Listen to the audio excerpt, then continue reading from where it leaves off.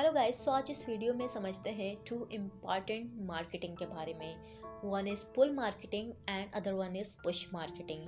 Push marketing का मतलब होता है अपने प्रोडक्ट्स को, अपनी सर्विसेज को, अपने बिजनेस को ऑडियंस की तरफ पुश करना, ऑडियंस तक अपने प्रोडक्ट्स के बारे में इंफॉर्मेशन पहुंचाना जिससे वो इन प्रोडक्ट्स को ख़रीद सकें, जैसे कि paid advertising, email marketing, SMS marketing and so on.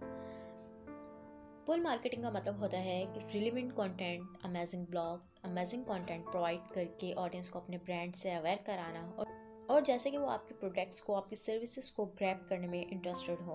Pull marketing में आता है एसईओ यानी search engine optimization, second option social media contents, third writing some amazing blog and so on. हर बिजनेस के लिए ये दोनों marketing, pull marketing and push marketing, ये दोनों बहुत ज़रूरी है। सो आप लोग बताएं, अगर आपका कोई बिजनेस है तो आप इनमें से कौन सी मार्केटिंग प्रेफर करते हैं।